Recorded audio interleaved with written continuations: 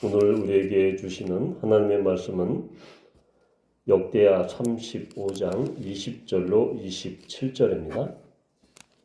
역대하 35장 20절로 27절 말씀 함께 읽도록 하겠습니다. 이 모든 일 곧 요시야가 성전을 정돈하기를 마친 후에 애굽 왕 느고가 유브라데 강가에 갈그미스를 치러 올라왔으므로 요시야가 나가서 방비하였더니 느고가 요시야에게 사신을 보내 이르되 유다 왕이여, 내가 그대와 무슨 관계가 있느냐? 내가 오늘 그대를 치려는 것이 아니요 나와 더불어 싸우는 족속을 치려는 것이라. 하나님이 나에게 명령하사 속히 하라 하셨은즉 하나님이 나와 함께 계시니 그대는 하나님을 거스르지 말라 그대를 멸하실까 하노라 하나. 요시야가 몸을 들이켜 떠나기를 싫어하고 오히려 견장하고 그와 싸우고자 하여 하나님의 입에서 나온 느고의 말을 듣지 아니하고 무익도 골짜기에 이르러 싸울 때 활 쏘는 자가 요시야 왕을 쏜지라. 왕이 그의 신하들에게 이르되 내가 중상을 입었으니 나를 도와 나가게 하라. 그 부하들이 그를 병거에서 내리게 하고 그의 복음 병거에 태워 예루살렘에 이른 후에 그가 죽으니 그의 조상들의 묘실에 장사되니라. 온 유다와 예루살렘 사람들이 요시야를 슬퍼하고 예레미야는 그를 위하여 애가를 지었으며 모든 노래하는 남자들과 여자들은 요시야를 슬피 노래하니 이스라엘의 규례가 되어 오늘까지 이르렀으며 그 가사는 애가 중에 기록되었더라. 요시야의 남은 사적과 여호와의 율법에 기록된 대로 행한 모든 선한 일과 그의 처음부터 끝까지의 행적은 이스라엘과 유다 열왕기에 기록되니라. 아멘.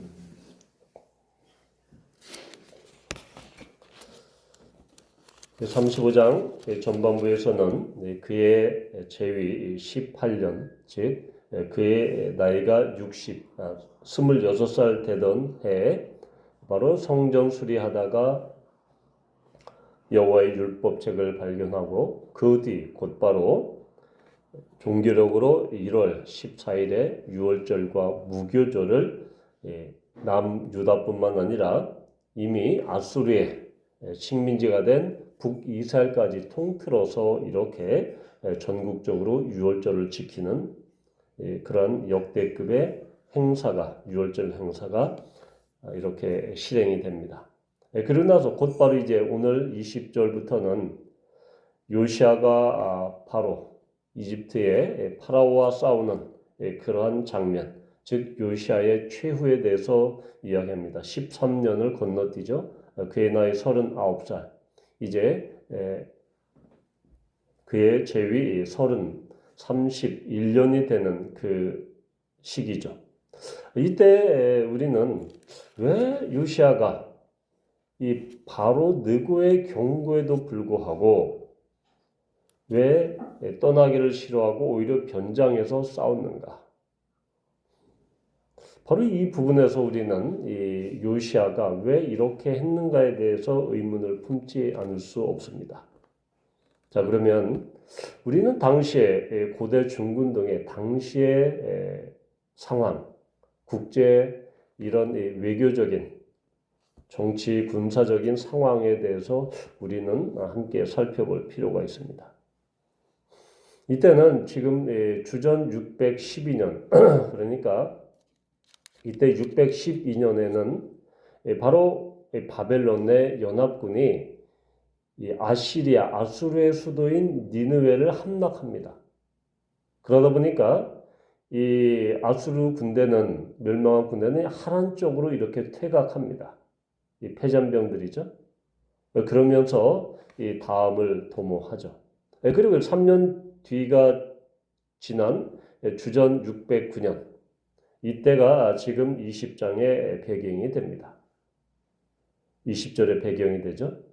609년에 이 바로 느고, 즉 이집트의 느고는 파라오는 아수르를 돕는다는 그 명분하에, 즉 아수르와 연합해서 지금 신흥 강국으로 떠오르는 바벨론을 제압하고자 한판 뜨고자 바로 이 갈그미스로 향합니다.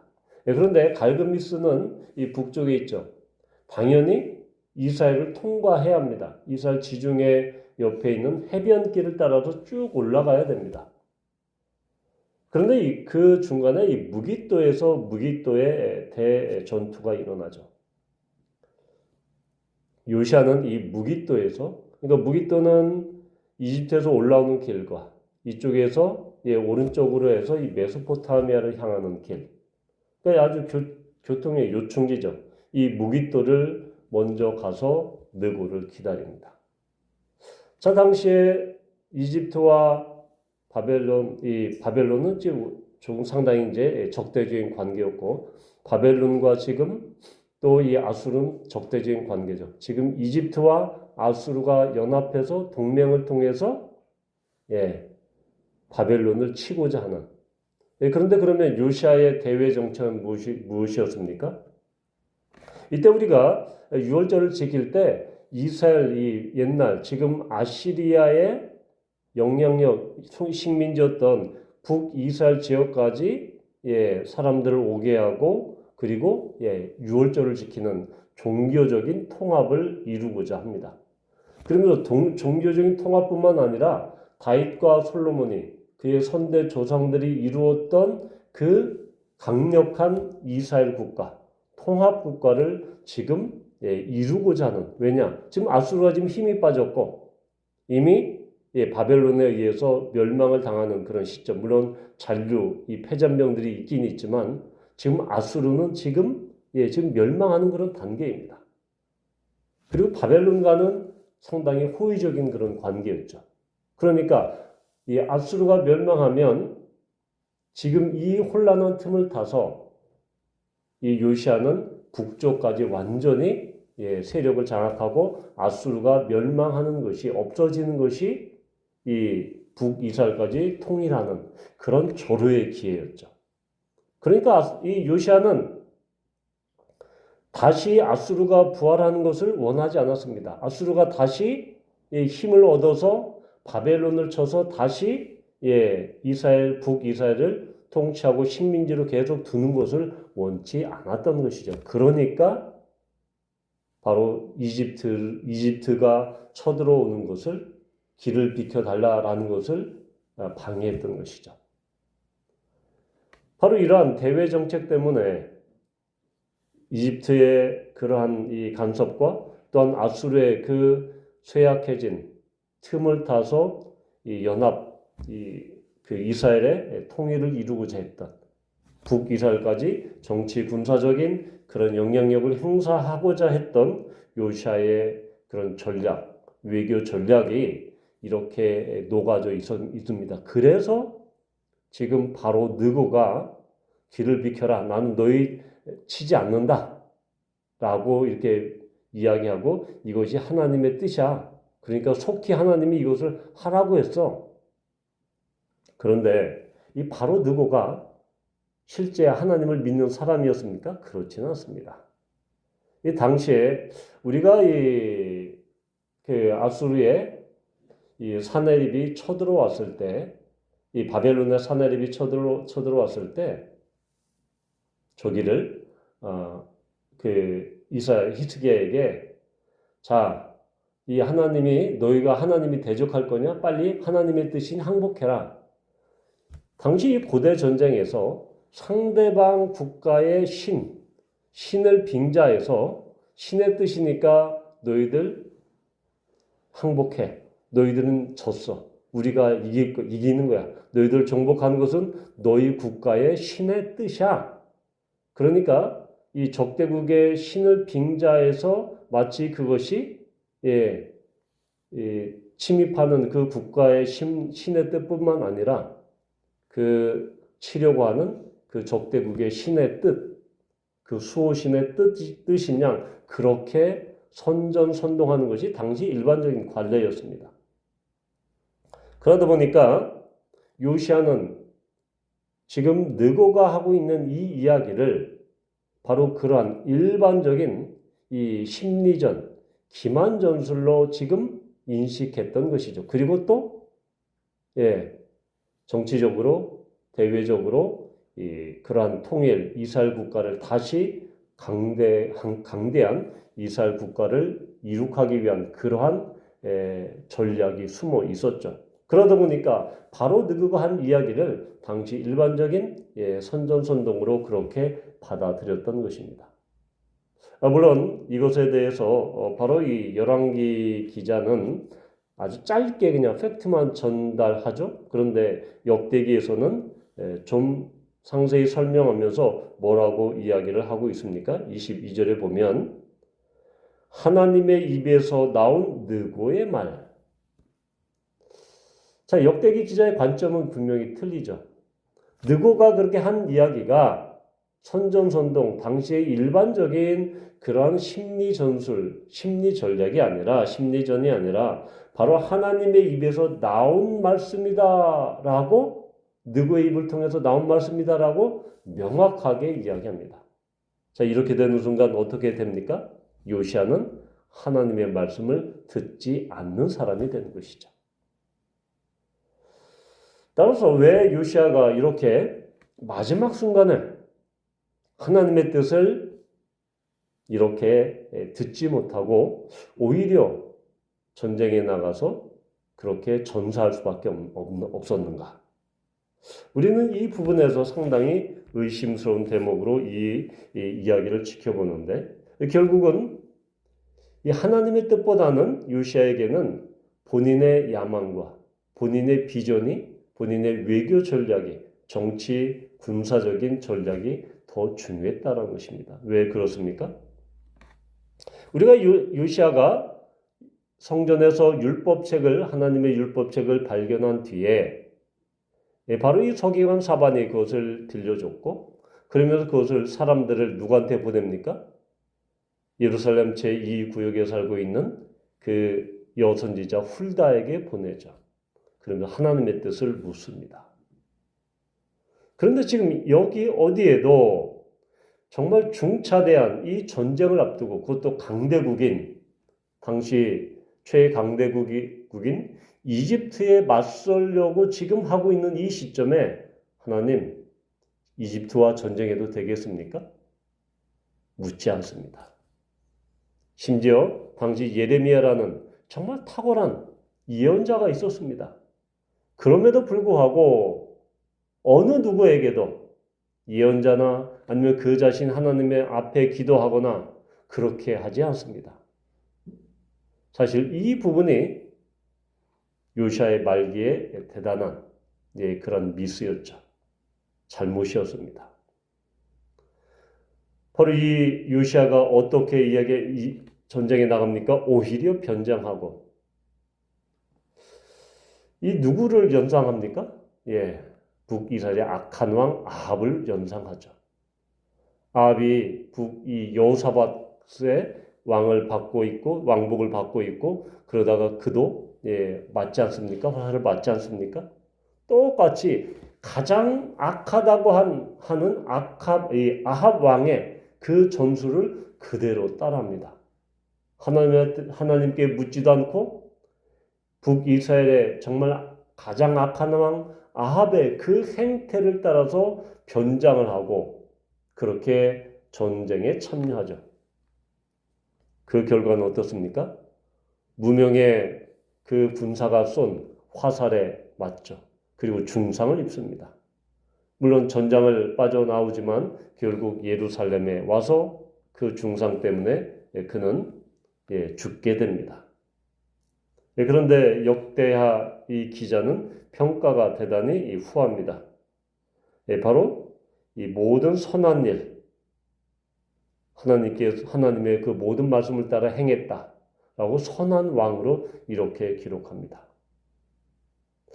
자, 우리는 이 요시야 왕의 이 말년의 실책으로 그리고 그 자신도 죽게 되고 결국은 이 일 때문에 그의 아들인 여호아스가 왕 위를 이렇게 물려받게 되죠. 그런데 이 파라오가 어떻게 합니까? 여호아스를 폐위시키고 바로 여호야김을 왕 위에 이렇게 올리죠. 그러니까 요시아가 이렇게 했던 이 애굽을 견제하고 그리고 아수르가 멸망당하는 것 이것을 돕고자 했지만 결국은 그 자신은 죽고 또한 그 자신의 왕은 이 아들은 결국은 폐위당하고 여호와김이 왕위에 오르고 그 뒤에 4명의 왕이 23년 동안 올랐지만 결국은 바벨론에 의해서 멸망당하는 대단히 심각한 그런 혼란으로 접어들게 되죠. 이 부분이 상당히 남유다의 역사를 살펴봤을 때 가장 아쉬운 대목이죠. 만약에 요시아가 느고의 그 말을 하나님의 입에서 나온 그 경고의 말씀으로 듣고 순종했더라면 역사는 달라졌을 것입니다. 이렇게 정말로 8살 때 왕이 되고 16살 때 하나님을 찾기 시작하고 간구하고 하나님의 말씀을 따라서 그렇게 종교개혁을 수행했던 탁월한 그 왕, 다윗과 같은 왕이었다라고 이렇게 평가받는 요시아 왕조차 결국 다윗도 실수를 했고 솔로몬도 말년에 그렇게 영적으로 이 혼탁한 그런 시기를 보냈지만 바로 요시아도 말년에 그러한 죽음을 앞두고 바로 이렇게 실수를 하게 됩니다. 영적인 혼란을 겪게 됩니다. 그것은 바로 본인의 야망, 본인의 전략, 그 본인의 국가 경영 원칙이 그것이 앞섰기 때문입니다. 하나님의 뜻보다 하나님의 그 계획보다 자신의 계획을 앞세우고 자신의 야망을 앞세우는 순간 하나님의 말씀이 들려지지 않습니다. 우리는 성경에서 하나님께서 이방 왕들을 통해서 역사하시는 경우가 있습니다. 그가 비록 믿지 않는다 하더라도. 그런 것을 잘 그런 경우는 대단히 희귀하죠. 많지는 않습니다. 그런데 그런 경우가 있기 때문에 우리는 그 이야기를 잘 들어야 된다라는 것입니다. 하나님께서는 우리 주위에 있는 믿는 사람뿐만 아니라 믿지 않는 사람을 통해서 간혹 우리에게 말씀하실 때도 있습니다. 왜냐? 요시아가 그랬으니까. 따라서 우리가 영적으로 깨어있지 않으면 우리 주위에서 들려오는 그 이야기보다 하나님의 이야기를 그 옥석을 분별하는 그런 영적인 그런 예리함이 있어야 된다는 것이죠.